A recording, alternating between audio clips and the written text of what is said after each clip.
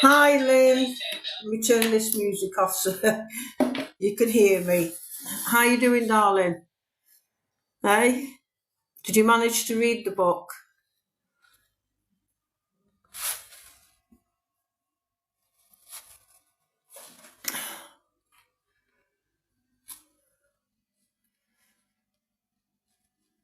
Still reading it? I hope you got some tissues with it because it was bloody hard writing it.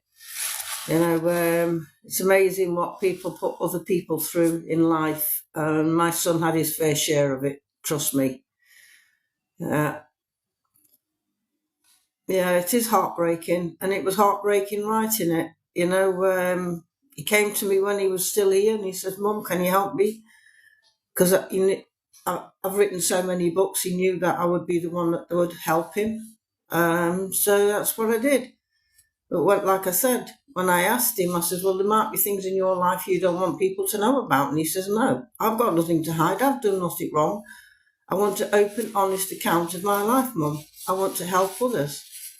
And that's exactly what I did. So everything in there is what actually happened to him. No wonder he had mental health issues. You know, the poor lad, he went through bloody hell and back. Hi, Leah. Thank you for coming into the room. I hope you stay with us because it's quite an important discussion that we have. Yeah, it is sad. Yeah, it's not been easy writing that, especially when it went down that dark road. You know, it was. You know, when you promise your kids you're going to do something. It's hard to break that promise, even when they're not here. You know, it's so hard not to break that promise to them. And that's one thing I said when I put him in that ground. Your story will be heard and your voice will be heard from the grave. And that's what I've done. You know, his story is out there now and it'll be there for eternity. I've actually sent in, I went into the library the other day to get some information off them because I want it in public libraries so it's available to help everybody. You know, and the lady there was quite sympathetic and she gave me the correct email address to send to them.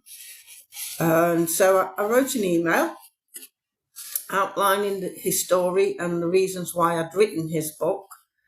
And within an hour, I got a quick response. They were very interested in putting it in the libraries, which really did surprise me because so many authors try to get their books into libraries. Yeah, it's really, really hard. Thank you, Lynn. Actually, I've emailed Nigel. I plan on going out for 2 weeks in January because it's my birthday. I'm going solo. I'm going on my own.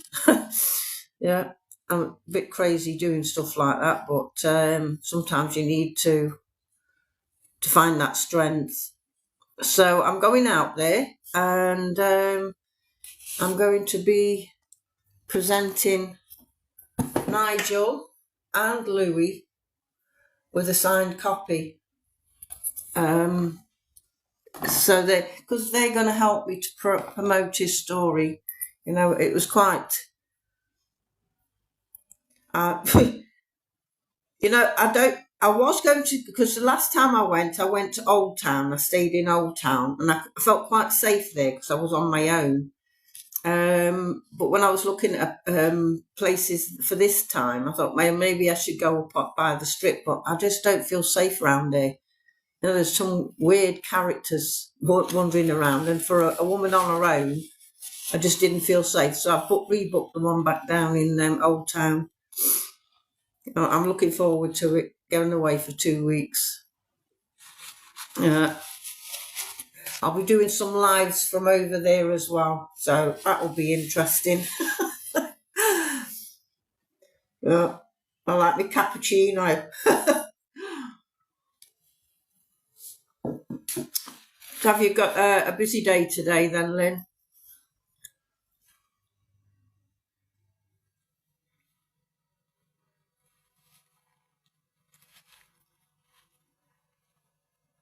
Hi, Alex. Thank you for coming in the room. We're here talking about mental health.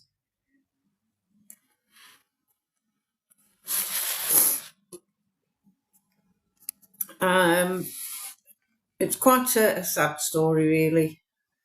But I thought I'd come on. I came on yesterday evening for a little while, but there was nobody coming into the room, so I just came off. Point of sitting here all bloody night waiting for people. Hi, Barry. No, it's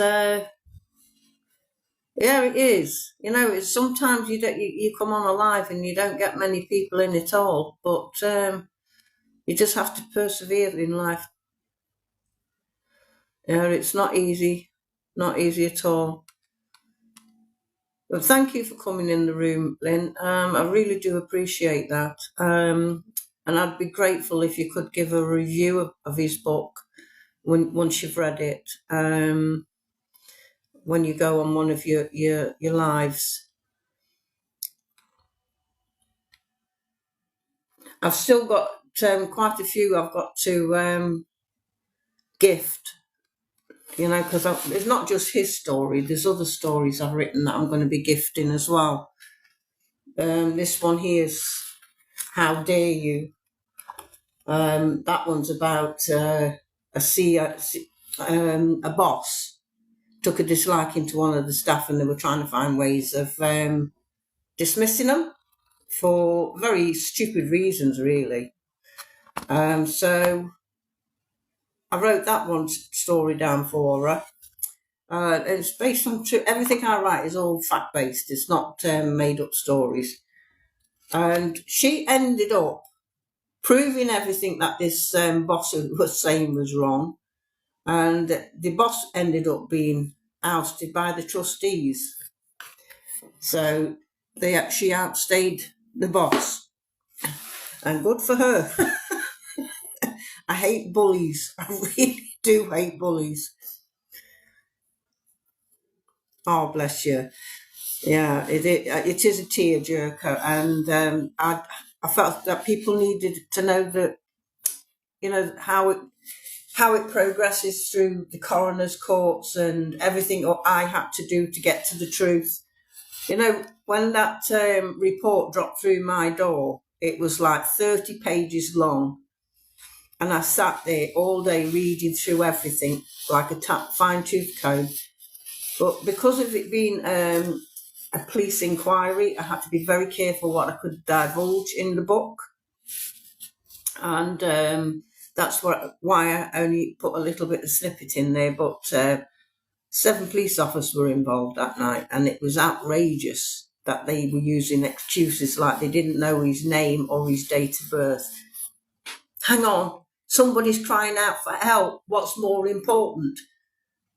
Saving a life or finding out somebody's name. It didn't make sense to me. But that's how Manchester Police play. Are you under the North West services? Because that's who I was dealing with. I really don't. I'll never forgive him, ever. He did go through it. So he always used to say, because he called it "I, me, and my shadow." Now the shadow, for some reason, was his demons. And he often used to say, the shadow's always following me, and everything, always bad things. Yeah, I thought you were, when you gave your address. I thought, I don't trust them at all. I don't. And if you're ever in a situation where you need to call them, you demand that somebody turns up, or you're going to be pressing for an investigation. Because really, they're a law to themselves. They really are.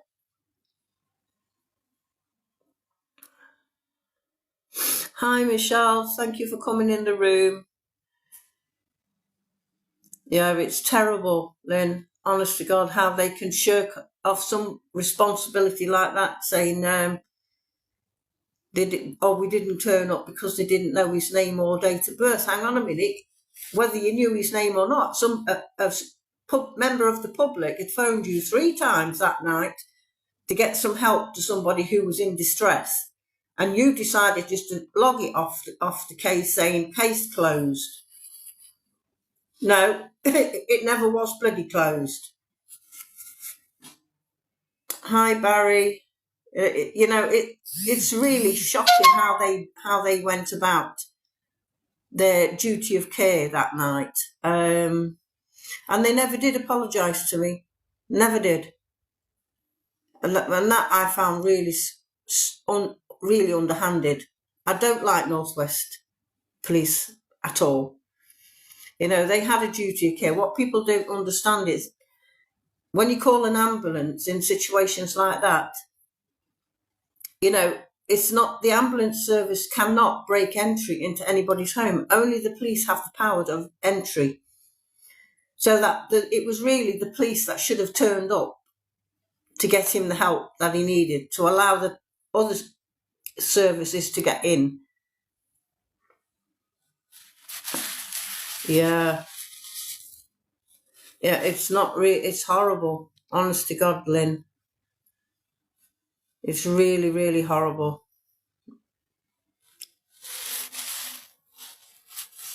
No, I went through a hell of a lot at that time, and I wasn't really grieving. I didn't allow myself to grieve because I needed to find the truth. I don't know if you've got children yourself, but when you're a mum, don't mess with mummy. No, I don't care how old they are. My daughter's 27, my other son, he's 45 this year. And I still fight for them.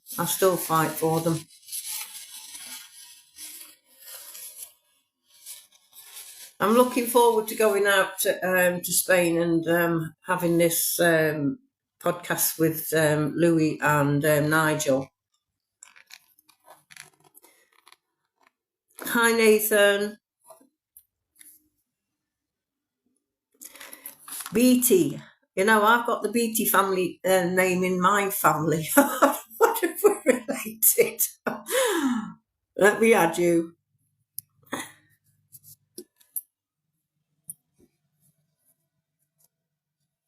I've just added you. I've accepted you in. Yeah, it is actually a really sad situation. But like I said, I've got a few books that I want to gift to people, no cost to them, and I'm trying to get as many people into the room as possible because I've already sent 3 out. A lady messaged me this morning, bless her, saying hers had just arrived, and she was really grateful for it. I just hope she's got a box of tissues next to her because it is a sad story.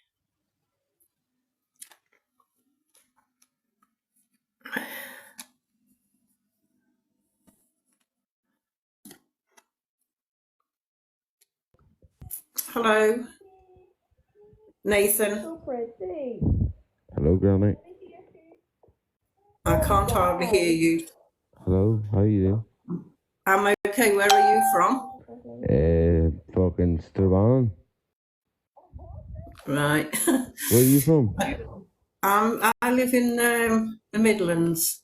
I'm originally from the northeast, though. The Midlands? What does the Midlands mean? Did you say you're from the Midlands? Yes. The middle of the land? No, I'm in the UK, in the middle of the country. Strabane. That's why it's called the Midlands. The middle of Strabane? You've got Birmingham, Wolverhampton, Nottingham. Birmingham? Yeah. Fucking shithole. I'm not from Birmingham. You're from Birmingham? No. I was going to say, hey, it's fucking shithole. I've never been there myself, to be fair, but wouldn't be tired. Like. Right. Are you single? Are you single? No, I don't live anywhere near there. Sorry. No, are you single? Uh, Are you in a relationship? Are you well, single? whether I'm single or not is immaterial. I could tell you're single. Like. No, I haven't come on here Wouldn't you to be try that chatting one? up or dating, I'm afraid. Sorry. This is my granny. Please stop speaking like that. No. If I had a hat on, you look a hat on me. Well, that was interesting.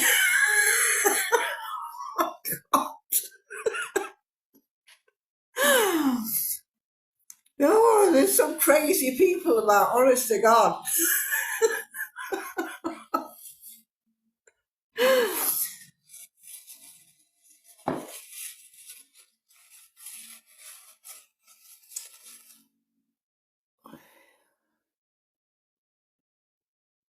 Who's, excuse me, we don't have any bad things on here. This is about somebody who passed away. So please don't come onto the live talking like that.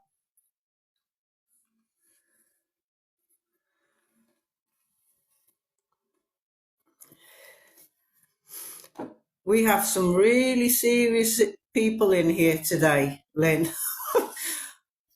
Oh my God.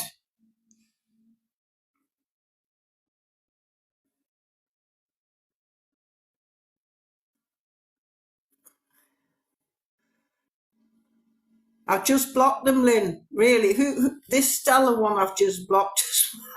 God, there's some weird people. You know, you're talking about somebody who's taken their own life, and they're talking stupidness like this on a live. And I just don't get people's mentality. I really don't. I'm here to talk about saving lives, not talk about silly, stupid, childish things like this. No, yeah, got no respect. No. Well, they picked on the wrong lady because I've been through hell and back, so bring it on.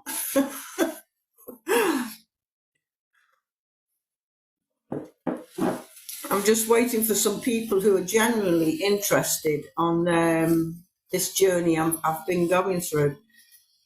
But like I said yesterday, I actually received, hi William, nice to see you again, Pat. I actually received an email almost within an hour of sending it over to the library, because it's something I do think needs to be out there in the public and free to people. You know, that's what my aim is. If I could afford to give it out there free to everybody, I would, but I can't. You know, there's only so much I can do before making myself go bankrupt. You know, it's already cost me a fortune, so I'm just going to keep going as long as I can, and then hopefully it will help. Yeah. It should be, Lynn, and that's why I've done it, you know, and I've made it easy so because not everybody can afford books. I'm aware of that. That's why I made sure it was on ebook, paperback, because paperback is a lot cheaper. The hardback one is a bit more expensive, but I do prefer the hardback myself personally. But after being scammed by that bloody publishing company, I thought, sod it, I'm not trusting nobody with his book again. So that's why I decided to go down the self-publishing route. So I was a bit disappointed with the cover that was on there. But you have to go with what you can, really. As long as I get his story out there, I'm not bothered. Thank you, Lynn. I appreciate that. Hello, David. Thank you for joining.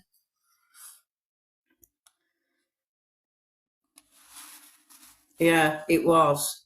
You know, and it's under investigation at the moment. And the sad thing is, if I had known, Lynn, I wouldn't have gone with that company. I really wouldn't have gone with that company. I found it at the end, through the grapevine, that the person that set up this company is actually a retired police officer. And from what I've been told, he was a ex-offender, if you know what I mean. So I've been bitten right where I shouldn't have been. It was awful. I thought, oh my God, if I'd known that, I wouldn't have gone down that damn road in the first place. Thank you, Lynn. Thank you for the gifts. You are really quite sweet, sweetheart. But I don't, I'm not here for gifts really. I just want to get a message out. You know, it's important to get that message out there, and I really do appreciate everything you're doing, darling. I really do. You know, when I found, because they hung on to my book for nearly 27 months with a false pretext that they were going to publish it. So when I started getting weird messages saying don't phone us, something, right, where's the customer services? I'm paying you to do a job, you know. Thank you for coming in the room, Bardiam, however, whatever your name is. I don't know where they come up with these names. But when I found out that it was a scam, hi Miss Bonnie, thank you for coming in the room. When I found out it was actually a scam, it really broke me. I just broke down and cried. You know, they've kept me hanging on all this time, and until that book was released, I couldn't start grieving. And that was what really upset me, the fact that they knew what had happened to my son, and he did this deliberately. Hi, Stump and Bike, thank you for joining. You know, and it was shocking to be scammed that way. I'm a grieving mum, but obviously there's people out there who just don't give a damn.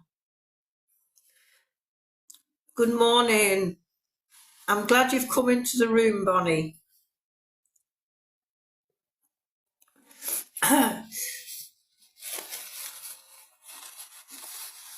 I'm really pleased that you've got your books. I was hoping that they didn't get lost in the post. But I'm still waiting. I've got quite a few still sitting there to give away.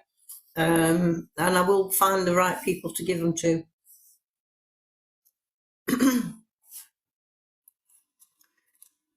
Now, what I was joined a group of authors who had same situation with this person, and when I found out the information I did, oh my God, it was awful. Good morning. Hi Luke boy, thank you for coming in the room. If you can tap on the screen to get more people in, I don't know why you have to do it, but it's crazy.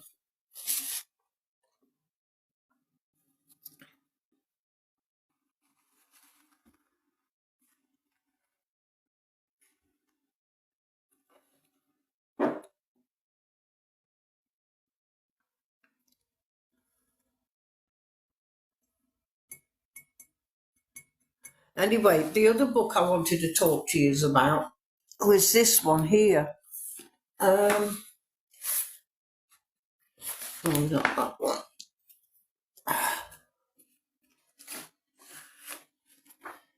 I Thought I Knew You. Now that one is about the abuse that children endured during the time of being in the care of the local authorities. They were supposed to be looking after them. And this one's about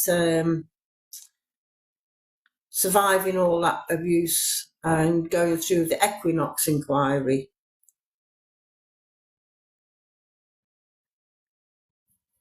To be honest with you, Bonnie, I after being scammed myself, I'm going to be quite honest with you. I don't think I could trust another publisher. I really don't. You're better off doing it yourself, going self-publish. You know, because it took me, because I had to go through the legal process of claiming all the rights back from this scam publisher. The first letter I had to send was, well, it was all by email, a letter of intent to cancel if they didn't produce the book within 14 days, because they'd had more than long enough to do it. 14 days went past and I received nothing, and I didn't think I would because it was a scam company. After that, that's when I ended up sending in a formal termination of contract to get all the rights back. That same day, I was sitting at my computer and I thought, sod it, I'm doing it myself. And I actually uploaded it, self-published it the same day as I sent that letter. You know, you're better off doing it on your own. There is other companies out there that will help you to do that, go self-publish, but they'll charge you for it. They will charge you, you know, for proofreading and formatting and all the rest of it. I actually, which one was it? This one here. I went through a company called Lulu, and it's based in America. I was actually in America when it was released. I was over there on holiday, and I think the total cost for that one was like £900. Then you have to pay fees of an author's website, which it can start running into a lot of money if doing it that way. You know, you've got to have a personal website to upload your stories and your books on. Well, it depends. It really depends on, you know, yeah. It depends, Bonnie. How I've gone through it now is I went through Amazon. I went through KDP, and it didn't cost me anything to publish with that because it's all free. But they will keep 30% of your royalties, and the cost of producing it, you know, printing it. It falls on you. I think so. Me personally, I chose to go down that road rather than go through another publisher, because it just gets ridiculous amounts of money. You know, just do it yourself, darling. You know, I think you're able to do that. If you've got a story, I always say to people, everybody's got a story to tell. We all have. We've all lived a story. Our lives is like a book. Each day is different. And I always tell people it's like a healing tool. If you can put pen to paper, put it there. Or if you sit at a typewriter or a laptop, offload that story onto a laptop. And before you know it, you've produced a book. You have.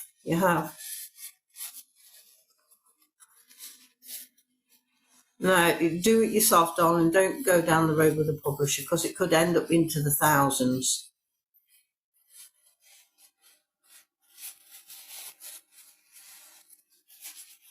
London Handyman, thank you for coming in the room. No, like I said, darling, do it yourself. I've been down the road with trying it with a publisher, and I got big time. You know, never again will I ever use a publisher. Going through self-publishing, there is companies that you have to pay to do the formatting, the proofreading, and everything else that's involved in your book. But if you are able to do it yourself, do it yourself. You know, do the formatting and the proofreading, or get, you know, there's an app that you can actually download onto your laptop, and it's a grammar app, and it points out where you've missed it, because it's important. You've got to remember to put your dots where the dots need to be and your commas where they need to be. You know, so just download that onto your computer and it'll help you to do all that. Thank you for coming into the room, Modi. Yeah, it is true. Very true. You know, you've got to be very careful. You know, with Lulu, to be fair, although it was in America, I've never really got any sales from them. So that I feel that company was a little underhanded, to be fair. You know, but that's me. That was my choice to go with somebody in America rather than in the UK. I don't think I've ever do it again, but you know, you learn by your mistakes. And that's one of the reasons why I did choose a publisher, but I chose the wrong bloody one.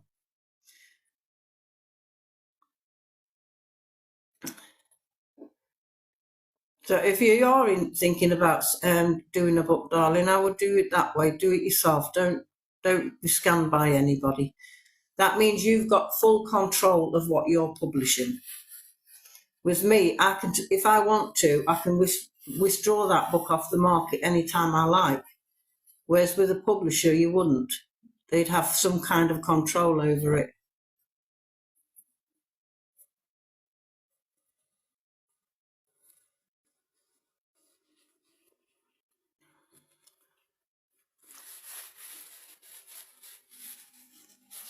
I better drink my coffee before it gets cold. I can't stand cold coffee. Ew.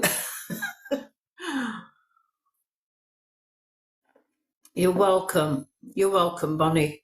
You know, I'm here to help people whichever way I can. But writing, you know, that's my tool for healing. One of the things my mum said to me before she died is, promise me you'll never stop writing. And I haven't. And she's been gone for over 24 years. I know she's watching me in heaven.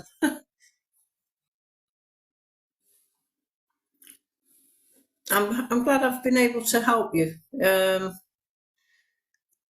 I said to people, if I can help, I will. You know, but if I don't have the answers, I will certainly look and find them, because that's the type of person I am. Hi, Tanya. Hope you're all right, darling.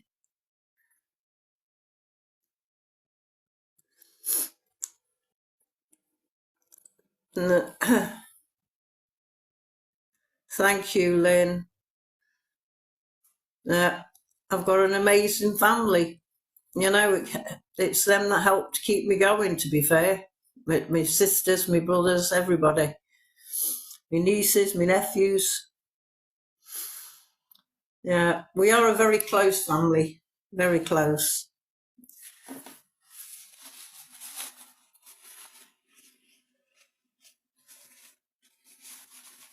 I'm actually, you know, hi, darling. I've seen that you came in the live, Tanya. Love you too, sweetheart.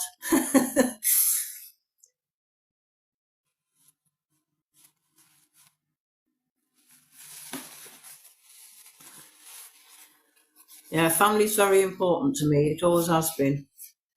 You know, that's why if it hadn't been for my sister, Elizabeth, and my other sister, Gwendolyn, because they helped to get me through it. Really did. Yeah.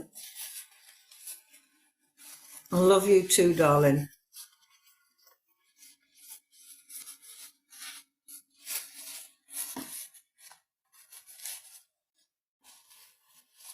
Well, I'm still waiting for people to come in so I can give them a free book.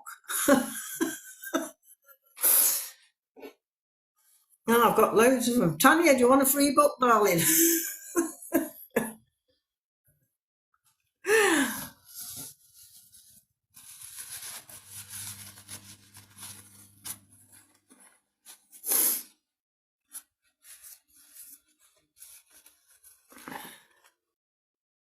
Hi Sharon, thank you for coming in. We're here talking about my journey with mental health and prevention.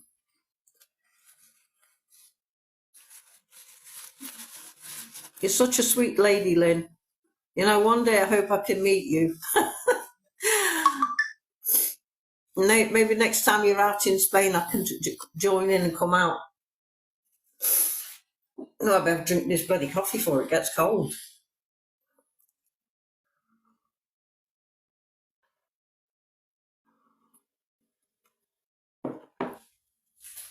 Right, Sharon, we're actually talking about my son's biography. They could have saved me. Unfortunately, he unalived himself 4 years ago, and it's been a hard journey getting to the truth and writing his story, because that's one thing he asked me to do before he died. The few ladies have already received their books on here, because I'm gifting a book to certain people to get a message out there, really. Hi Tracy, thank you for coming into the room. And it's going, I don't know, we'll have to watch this space. That big board behind me is actually being used to train medical staff now on any 999 calls that comes into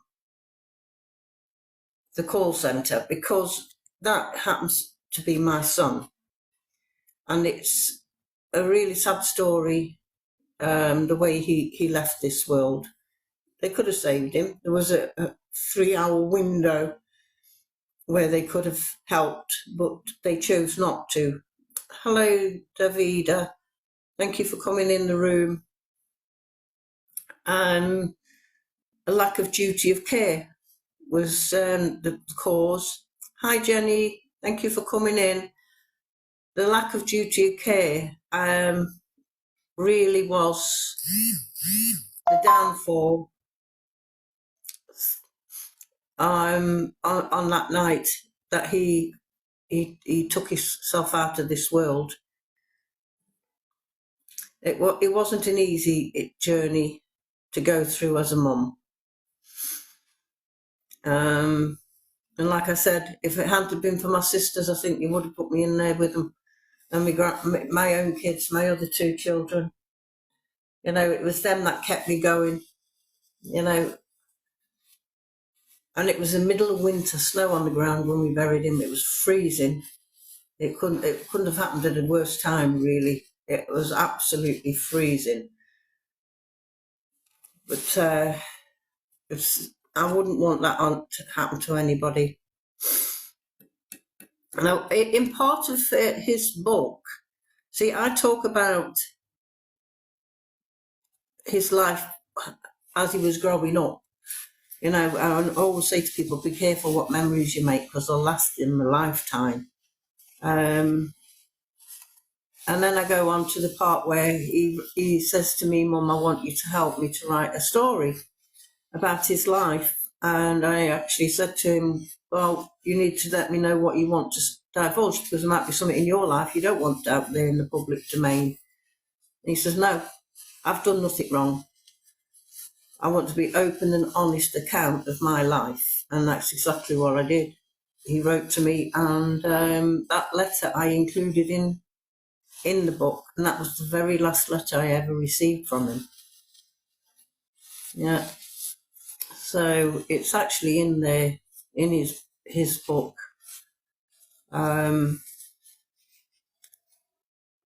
Just thinking about it makes me well up. Thank you for coming in, Andrew. I'm trying to really invite people into the room so I've already gave 3 signed copies away. I know, and it's really awful. I'm 4 years down the line and I still cry. You know, I can suddenly sit there thinking of him and the tears will just flow. I think one thing I do miss is the calls. He'll phone me and say, "Are you all right, Mum?" I don't get them calls no more.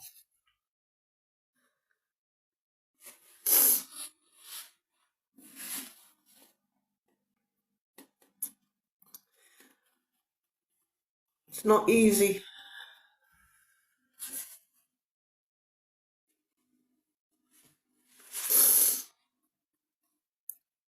Thank you, Lynn. You know, the other day I said I was going to take us on a journey up to what I call it's Heaven's Gate, where he's buried. Because once I'd actually got the hardback cover, that was it. My promise was fulfilled, you know. I promised him when he was alive I would help to do his book, but it went down that dark road and he never got to see it. And that's why I took it to his grave, and I stood it by his grave and I said, "Your wish has been done. Your voice has been heard."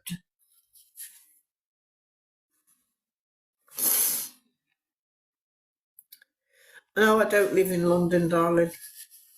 I'm originally from South Shields, up in the northeast, but I've lived in the Midlands for many, many years.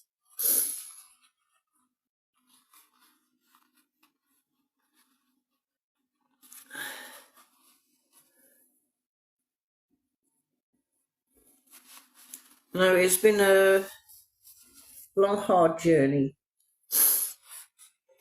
but I'll get there. I know he's watching over me. You know, every so often I'll find a white feather down by his photograph, which always tells me there's a message there from him. Or, you know, there's a certain smell. I sense that he's around me.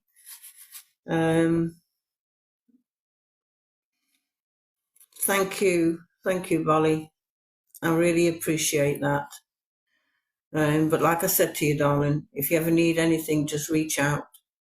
Don't suffer in silence. Nobody needs to suffer in silence. This is why I've set up different things on different networks like YouTube and Facebook and Instagram, so people can actually reach out to me.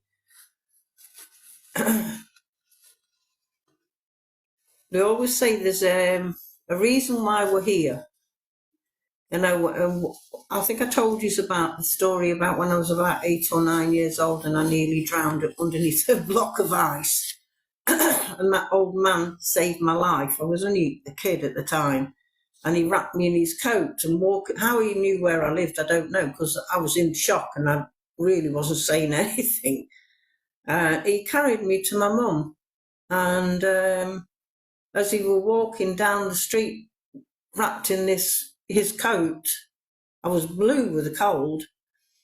He turned around and he says, "It's not your time yet, Pat. You've got things to do." And them words always stuck in my head all these years. I do believe in angels. I know they are out there, and we've all got a guardian angel. And I know the other thing I will say to people is, when you hear that voice in your head, it's your guardian. Don't ignore the voice. Don't ever ignore that voice. Whatever their advice is, follow it, because they are your guardians.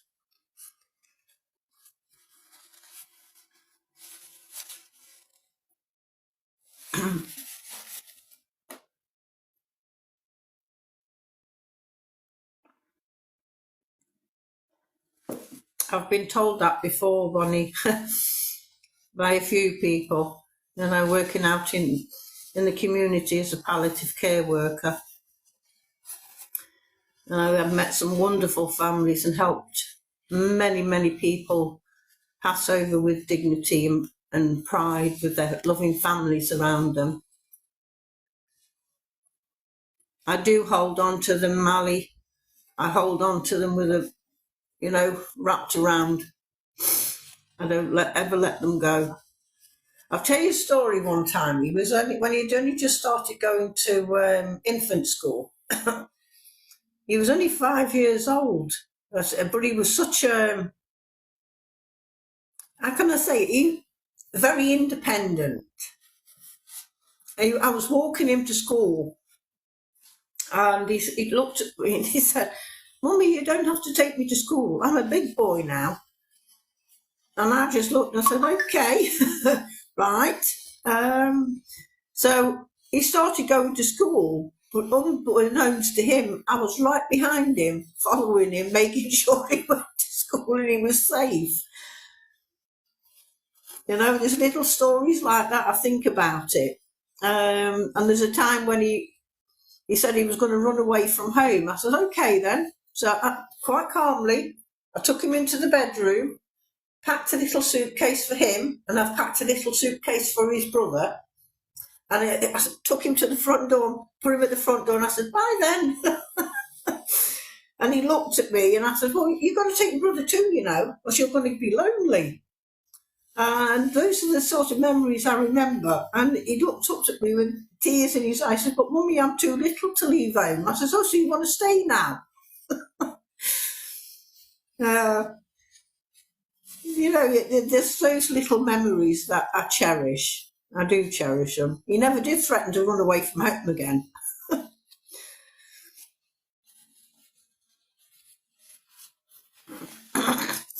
Hi, Jenny. Thank you for coming into the room. I think we've all got happy memories of our kids when they were growing up. Some of the silly things they used to do and that.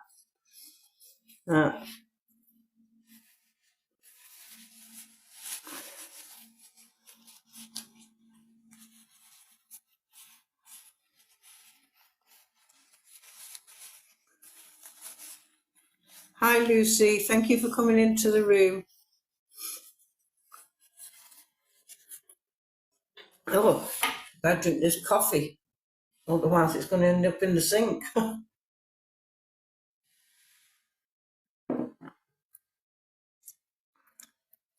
Yeah, we do have those memories, Mally. No, the memories that I'll cherish for the rest of my life. Not just with my own kids, with my nieces, my nephews.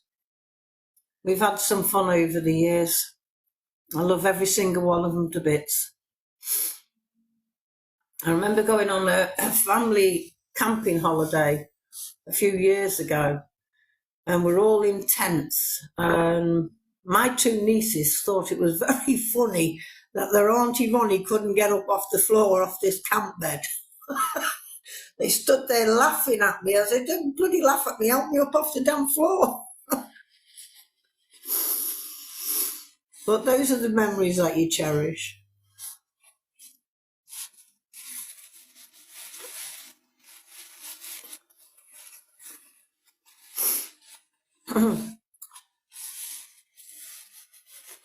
Thank you, Lynn. You're such a sweet lady. And I always say people always enter your life for a reason.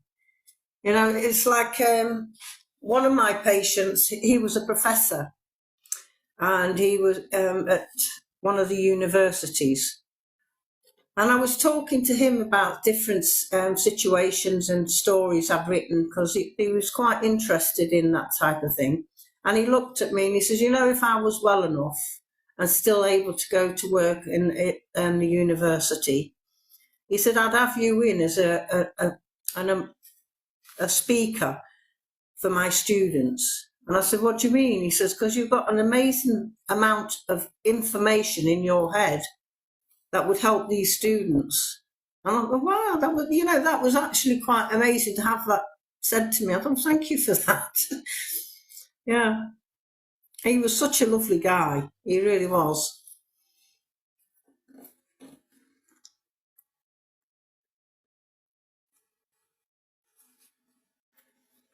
Thank you for coming into the room, Joanne.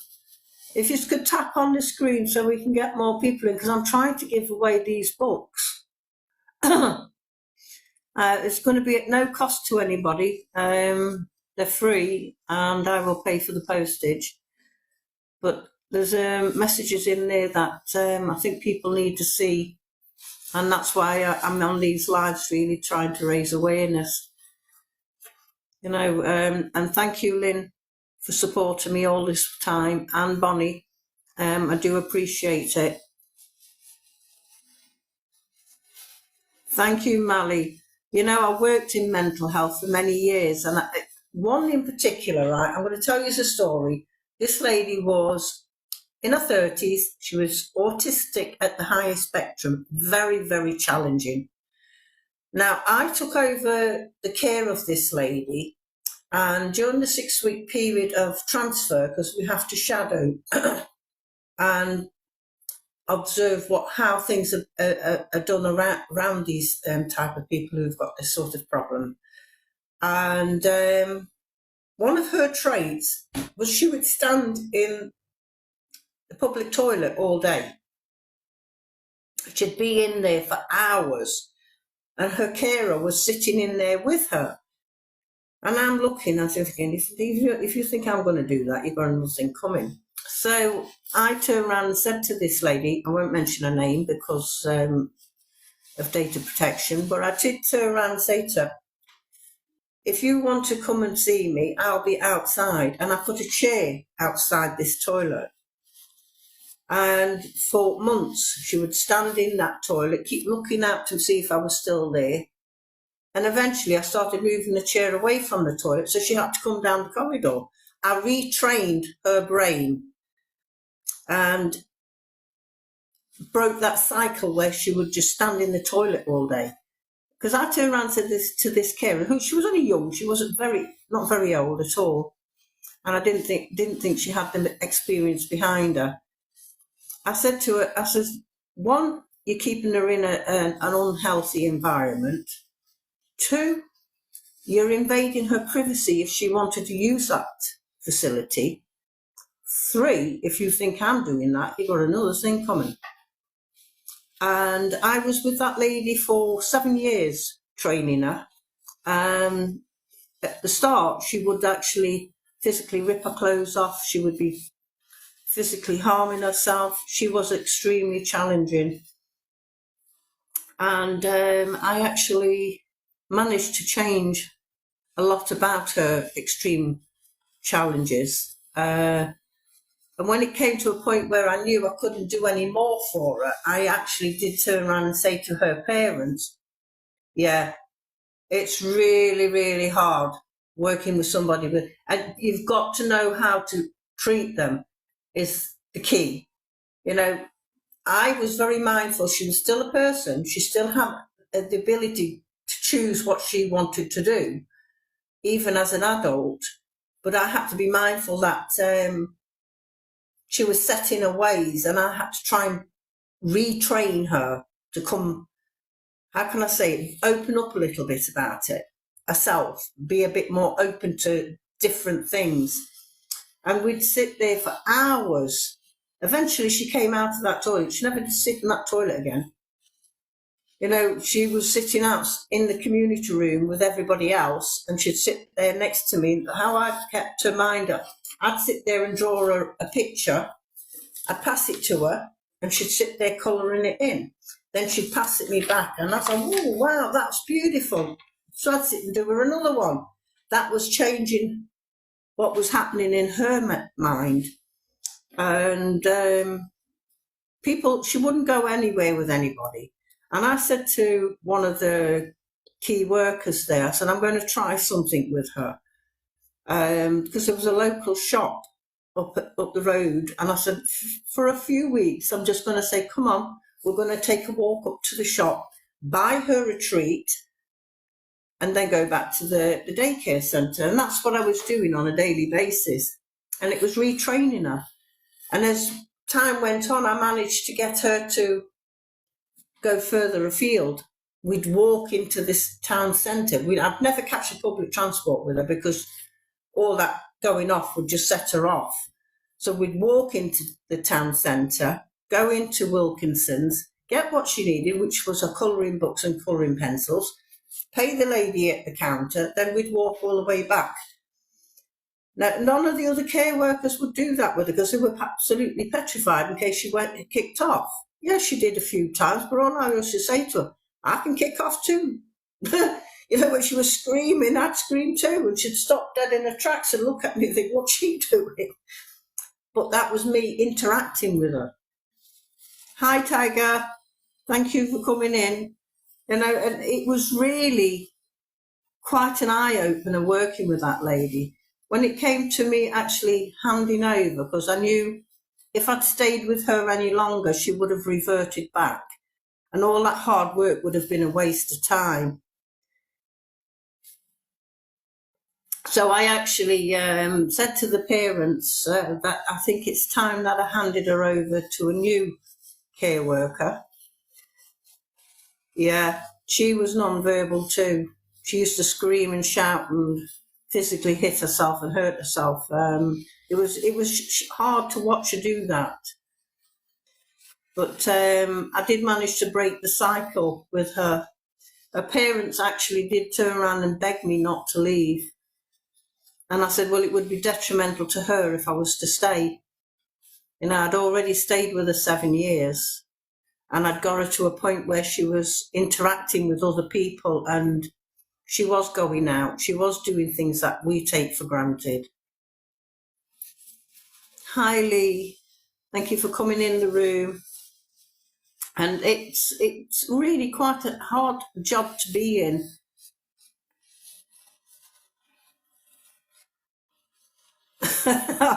You know, you say she won't shut up now, Mally. Make the most of it, pet, honestly, because when they do go quiet, you'll miss them.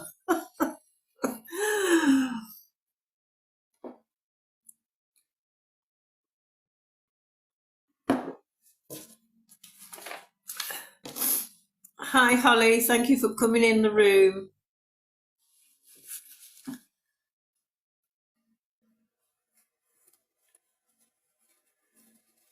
I am actually. I've worked in mental health for many years, and then I moved from mental after losing my own mum to cancer and nursing my mum. It wasn't easy watching your own mum die. It wasn't, and that's when I switched to move over to palliative care. And I was in palliative care for nearly 16 years.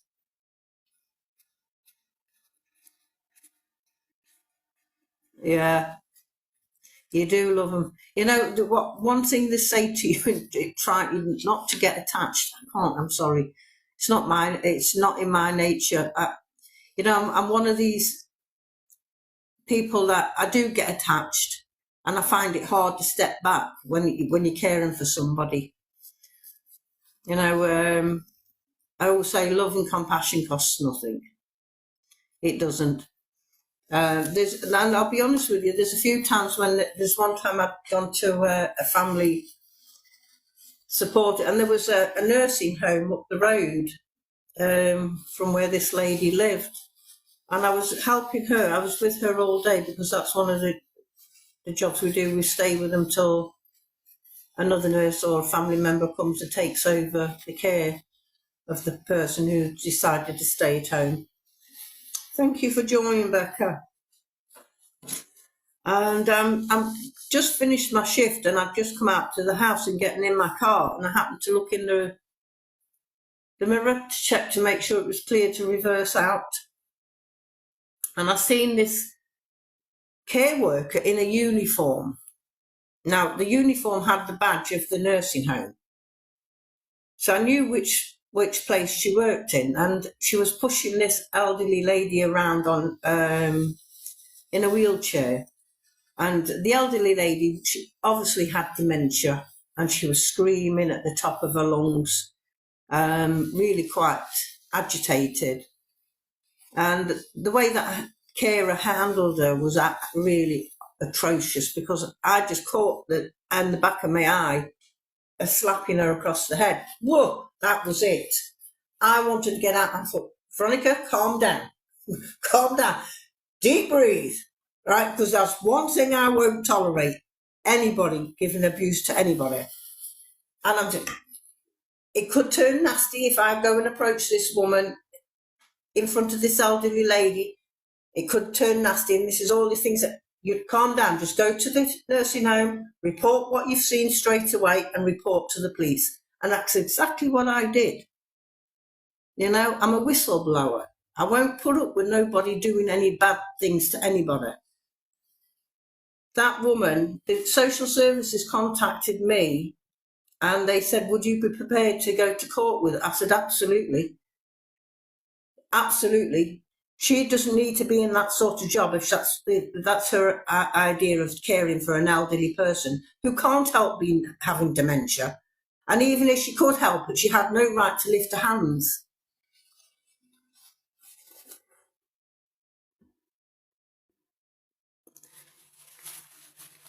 You know, so it really was quite shocking.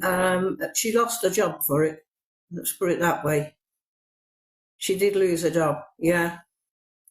Yeah, it is a horrible disease. You know, to me, it's like every day that person that was there is no longer there. A little bit more of them is just drifting away. Yeah. And she couldn't help it. You know, she didn't understand. All she was doing was being aggressive and frustrated because she didn't know in her mind what's going off. And me personally, if it had been me, I would have just talked to her, keep talking to her to calm her down.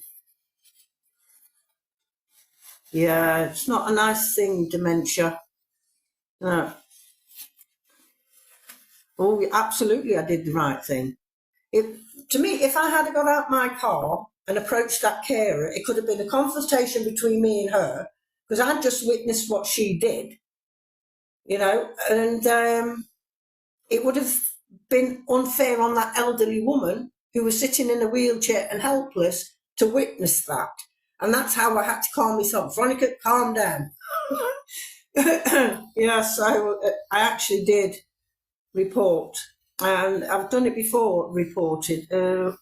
When I first started working, I'm going back years, I was working in a nursing home, and I'd put this lady to bed. You know, she was fine, not a mark on her. But when I went in the morning, going on shift, she had a black eye. You know, how can she get a black eye when she can't even physically get out of bed? Was my question. And I asked her, because she was still compos mentis, what happened? And she says, oh, I can't, I'm scared. I said, no, don't be scared, darling. I said, no, nobody's going to hurt you, not while I'm here.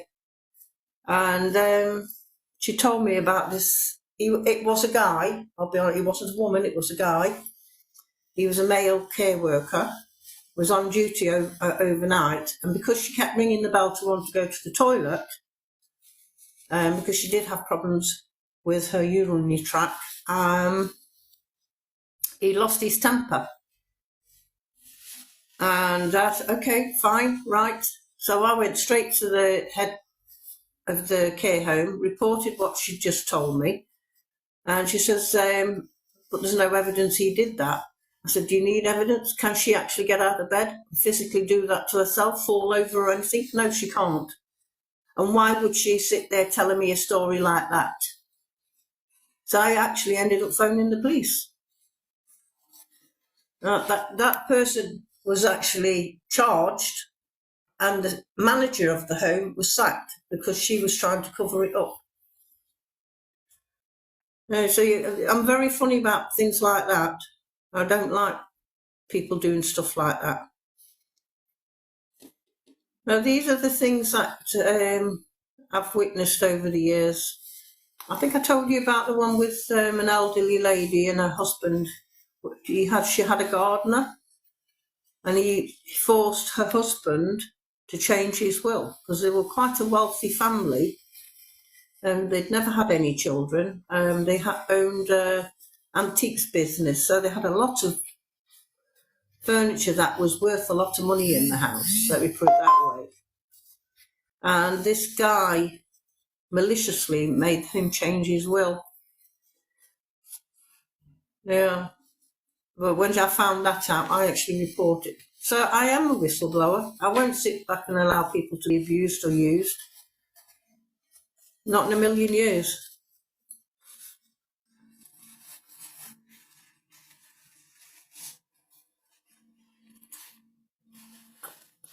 Hi, Harley. Thank you for coming in the room. Yeah, absolutely, Mally. There's no excuse.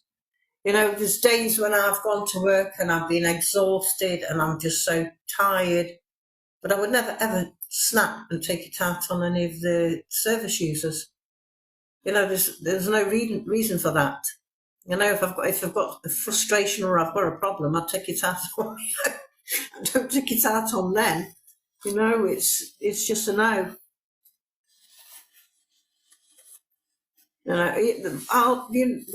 When my son did what he did, the hospice kept my job open for 2 years, hoping I would come back, because I was one of the popular health workers there.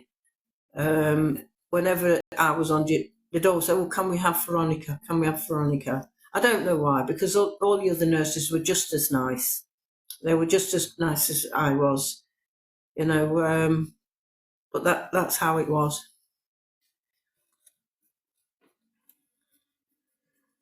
As a community, I don't care where we are in the world, we need to stand up and be counted and support each other, whichever way we can.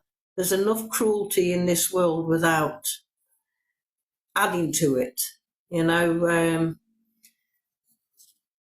people who are in the office, all they want is to get richer. Well, us, the poor little working man and woman, get poorer.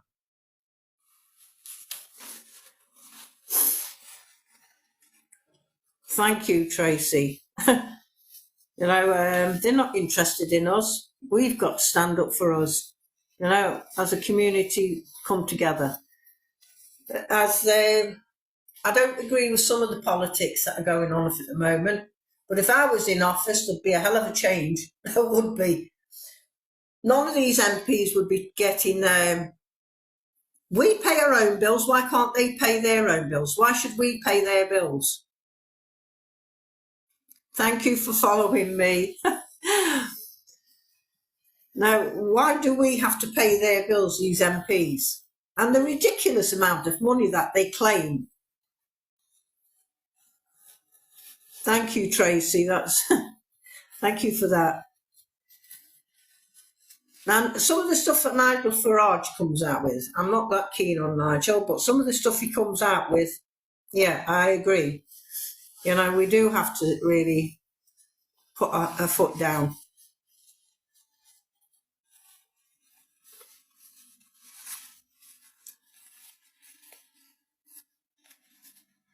I think we have. We're of the generation where we respected our elders and we helped each other whenever we could. I can remember as a child, if my mum had run out of sugar, now she had 6 kids, for God's sake. They had big families in them days. There wasn't no bloody thing as birth control. So I come from a big family. And I'm glad I do, actually, because I've got an amazing family. Love them all to bits. But if my mum ran out of sugar, she could go next door, and next door would give you a cup of sugar. Little things like that matter.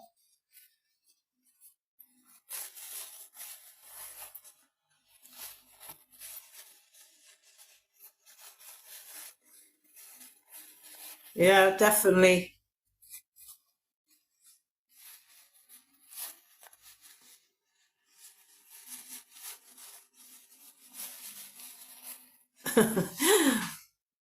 No, I could go on forever for debates like that. It's sad, and when we were growing up, if we did something wrong, we'd get a clout round the ear hole. You're not allowed to raise your children to be respectful anymore. No wonder we've got a problem with wild kids, because they're feral. It's sad, really. Not all children are like that, but I have seen them out on the street, and it's really quite sad. Yeah, we do. We're of that generation. We were raised that way. It is good to talk about things like this, and I think a lot of people need to talk about it, because as a society, you know, it doesn't matter what culture you come from or where you are in the world. We need to teach our kids to respect each other, you know. And these gangs going around, they're organised gangs. You know, they are organised gangs. It's like I've got grandkids, and I always keep my eye on them. One in particular are Christian. I've only got to say, look at him, and he knows. You not go against what his nana says.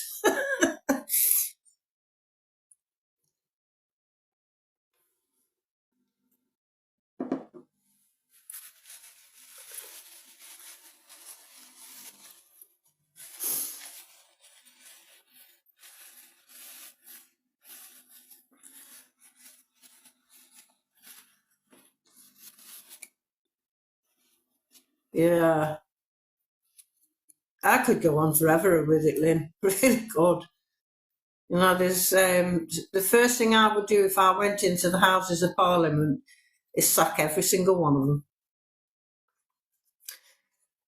You know, and I'd get the ordinary working class man and woman in. Because we're the ones that built this country. Our grandparents did. You know, what the hell did they fight for? You know, when they were growing up, they didn't have free health service. They had to fight for that. And now, what are the governments doing? Dismantling it.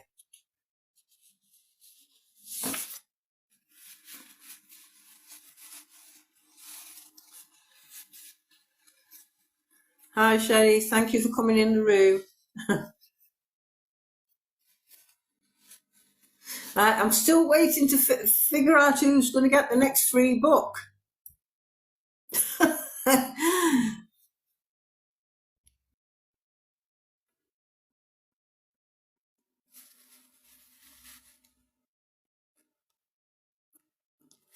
Thank you for sharing and tapping on the screen, everybody. I really do appreciate it.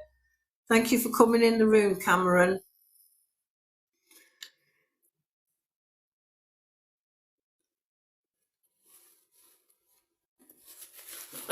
I could tell you a lot of stories about healthcare and the situations I've come across when I've been working in them. You know, there's one lady, she had learning difficulties, but she was also a hoarder. But it didn't take me very long as her support worker to realise that the reason why she was going out and buying stuff all the time is because she was lonely. You know, she'd go to these shops and buy stuff just to talk to the lady at the counter, and she'd assume that this lady was a friend. So she'd keep going back and buying more stuff and talking.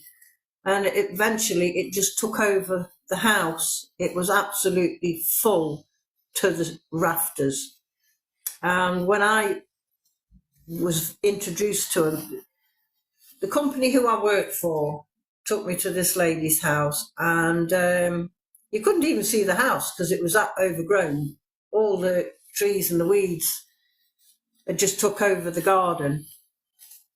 And I was walking up this muddy pathway, and I looked at my manager and I says,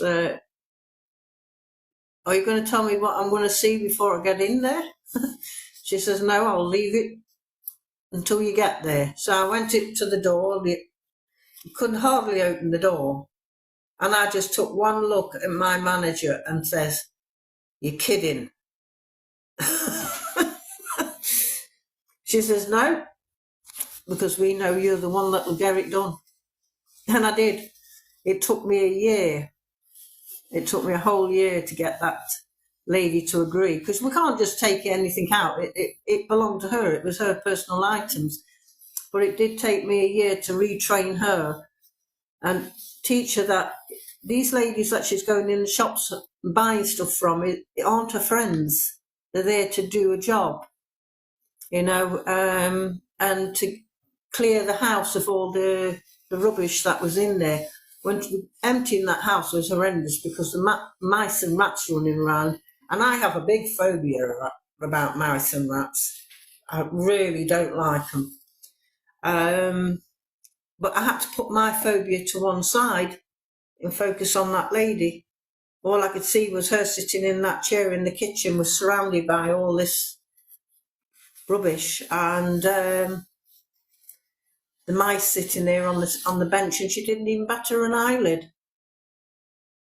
No, she didn't even batter an eyelid when I'm standing there looking. I thought, oh my God. But a year down the line, I managed to clear the house, got her sorted, and I made sure she had a support worker that come in every single day to monitor her, so she didn't go back down that road again. But the amount of damage that had caused to that property, because it was left to her by her parents, was unbelievable. You're talking £40,000 worth of damage. It had to be rewired, replastered. It cost a lot of money to repair it. But when I left, she cried. She says, why have you got... I says, because somebody else needs my help now. I says, but Margaret, you're not going to be on your own. You know, there's going to be somebody going to come and see you every single day. And they did. She had a support worker come in every single day. And when I went back to the office and explained to them in the office what I'd managed to do, she said, see, we knew you'd get it sorted.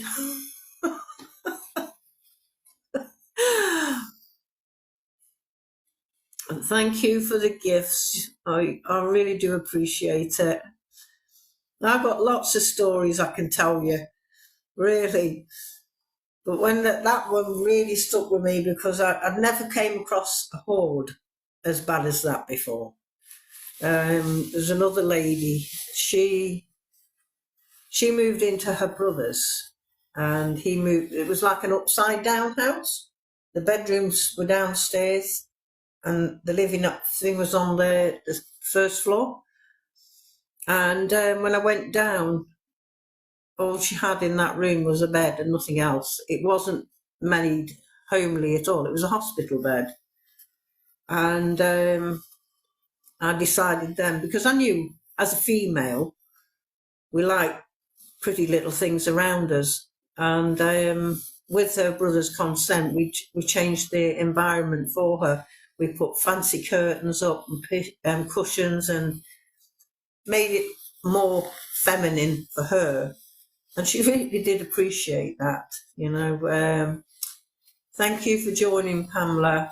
Thank you. You know, and all these little stories that stick in my mind. So I've helped a lot of people along the way. And it's a calling that I had in life. Yeah, it is sad, Tracy. Yeah, I did give it a woman's touch, because I could see because she was really very poorly. She couldn't get out of the hospital bed. She was really, and that her environment was just that, a bed in the room, nothing else. You know, he had some blinds up at the windows and that, not even any curtains up. And I did say to him, I said, look, as a woman, I'd like to make it a little bit more homely for her. And he says, yeah, he says, I don't know. He says, I'm a guy. I ain't got a bloody clue what you women like. He says, all I know is I'm trying to help your sister. I said, that's fine. I said, with your permission, can we do that? And he says, yes, of course. So I set to with the hospice, got a couple of the nurses involved, and we did what we needed to do to make that room a little bit more homely for her. She went on to live on for another few weeks, but at least she passed away with comfort and dignity. You know, that was my goal. Thank you for joining, Julie. Florence Nightingale, yeah. I've often wondered if I'm related to her. Yeah.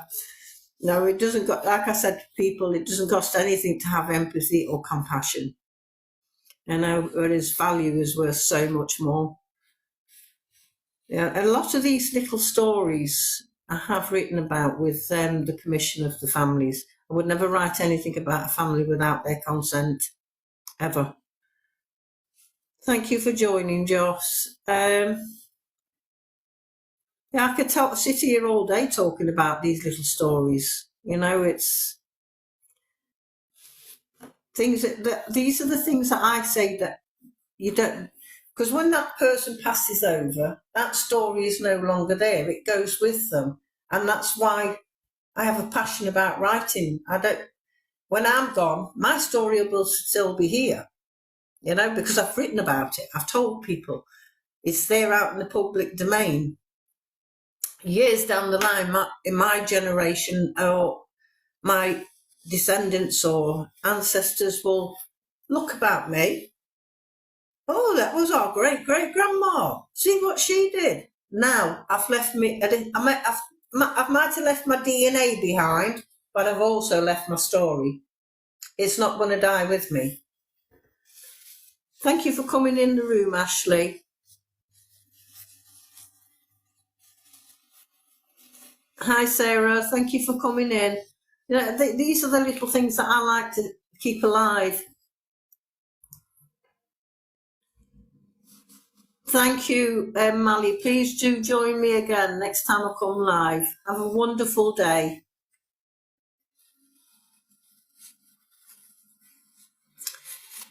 I think I'm going to come off the live myself now because I need to get a few things done.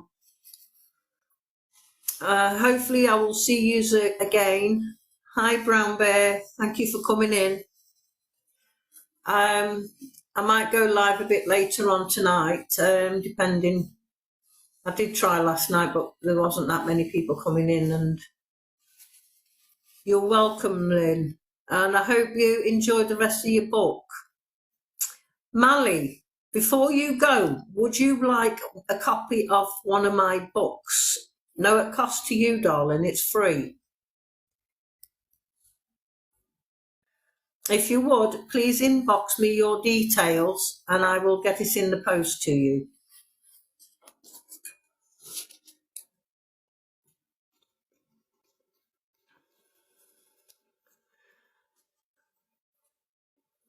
Thank you, Tracy. Please do join me again. I've got a lot of stories to tell, Tracy, trust me. You know, some of them are funny, some of them are not so funny, and some are damn right scary. You know, but I'm here to tell the tale. Please do follow me. I will, at some point, I'm going to be handing out, because I've got loads of books to give free of charge. I don't want anything for them. The cost of postage will be on me. Mally, don't give your details on the live, please. Inbox me and I will get one into the post to you as soon as possible. Thank you, Tracy. I look forward to seeing you all again. It's been lovely speaking to you. Hopefully, if you're not busy later on tonight, you'll come on live with me and join me tonight. I can tell you a few more stories. Have a wonderful day, all of you. Thank you. Bye.